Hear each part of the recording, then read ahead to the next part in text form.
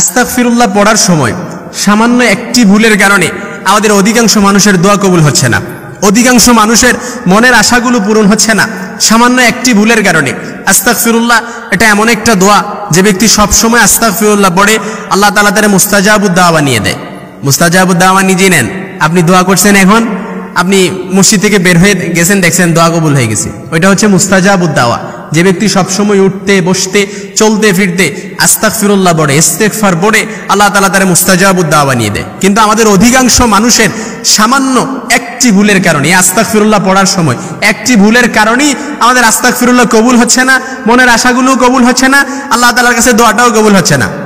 এজন্য যে ব্যক্তি ইস্তেগফার পূর্বে আল্লাহ তাআলা রাসূল সাল্লাল্লাহু আলাইহি সাল্লাম বলেন, মান লাযিমাল ইস্তিগফার জাআলাল্লাহু লাহু মিন কুল্লি দিকিন মাখরাজা।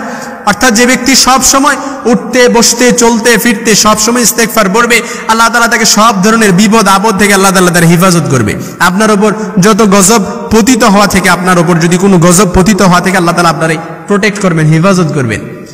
এজন্য যে যে অবস্থায় থাকেন না কেন, মনের আশাগুলো আল্লাহ তাআলার কাছে বলছেন, আল্লাহ তাআলা কবুল করছে না, অনেক দিন ধরে দোয়া করতেছেন, অনেক দিন ধরে একটা কাঙ্ক্ষিত ফলাফল পাওয়ার চেষ্টা করতেছেন, কিন্তু ফলাফলটাও পাচ্ছেন না, ইস্তেগফার পড়ছেন, হুজুরে বলছে যে আস্তাগফিরুল্লাহ পড়েন, যে কোনো বিপদ আপদ আছে আল্লাহ তাআলা হেফাজত করবে, আস্তাগফিরুল্লাহ পড়েন, আল্লাহ তাআলা আপনার মনের আশাও পূরণ করবে। কিন্তু আপনি আস্তাগফিরুল্লাহ পড়তেছেন কিন্তু কবুল হচ্ছে না, কাঙ্ক্ষিত ফলাফলটা আপনি পাচ্ছেন না, যে জন্য দোয়া করতেছেন ওইটা কবুল হচ্ছে না।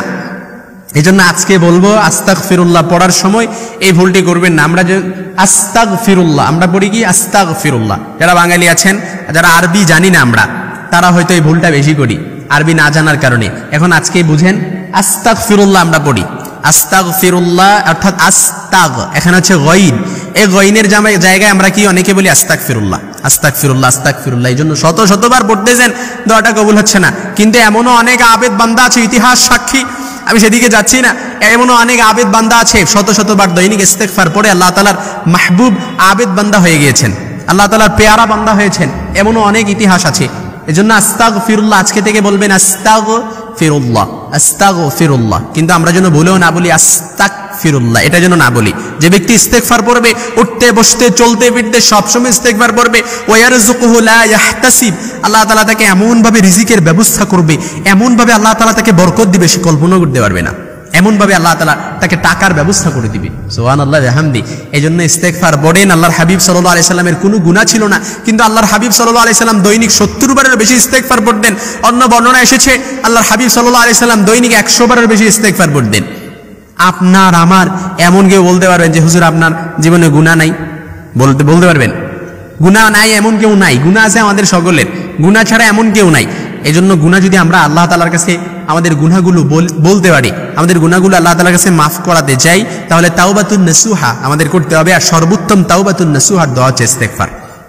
আস্তাগফিরুল্লাহ, আস্তাগফিরুল্লাহাল্লাযী লা ইলাহা ইল্লা হুয়াল হাইয়ুল কাইয়্যুম ওয়া আতুবু ইলাইহি লা হাওলা ওয়ালা কুওয়াতা ইল্লা বিল্লাহিল আলিয়্যিল আযীম। ইস্তেগফার পড়েন, আল্লাহ তাআলার কাছে রিপেন্টেন্স হন, অনুতপ্ত হবে। যে কোনো গুনাহ করছেন আল্লাহ তাআলার কাছে যদি অনুতপ্ত না হন, অ্যাকনলেজমেন্ট, আপনার গুনাহের কথাগুলো স্মরণ করেন, গুনাহের কথাগুলোর একটা লিস্ট করেন, গুনাহের লিস্ট করে আল্লাহ তাআলার কাছে বলেন, আল্লাহ গুনাহ করছি, আল্লাহ সুদ খাইছি মাফ করে দেন, আল্লাহ টেন্ডারবাজি করছি মাফ করে দেন, আল্লাহ জুলুম করছি মাফ করে দেন, আল্লাহ আত্মীয়তার সম্পর্ক নষ্ট করছি আল্লাহ মাফ করে দেন।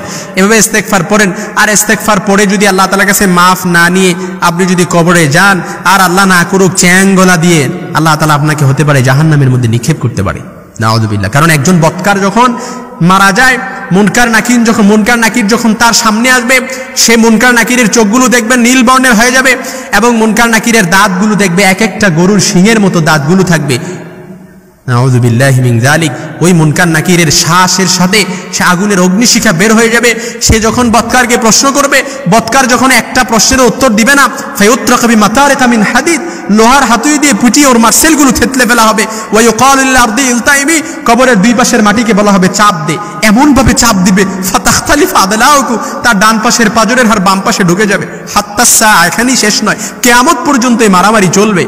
এজন্য আল্লাহ তাআলার কাছে যদি আমরা আমাদের গুনাহগুলো মাফ না নিয়ে কবরে যাই, গুনাহগুলো মাফ না নিয়ে আল্লাহর সামনে দাঁড়াই, এমনও হতে পারে এক একটা বান্দা আল্লাহ তাআলার কাছে এক একটা জাহান্নামের অংশীদার হয়ে যেতে পারি।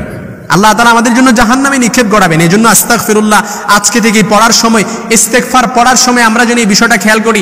আস্তাগফিরুল্লাহ শব্দের অর্থ হচ্ছে আল্লাহ তাআলার কাছে পানাহ চাচ্ছি, আল্লাহ তাআলার কাছে ক্ষমা প্রার্থনা করছি। আর আস্তাগফিরুল্লাহ শব্দের অর্থ হচ্ছে আমি আল্লাহ তাআলার কাছে কাফের হতে চাই, আমি আল্লাহ তাআলার কাছে মুশরিক হতে চাই। নাউযুবিল্লাহ, কত ভয়ঙ্কর একটা কথা।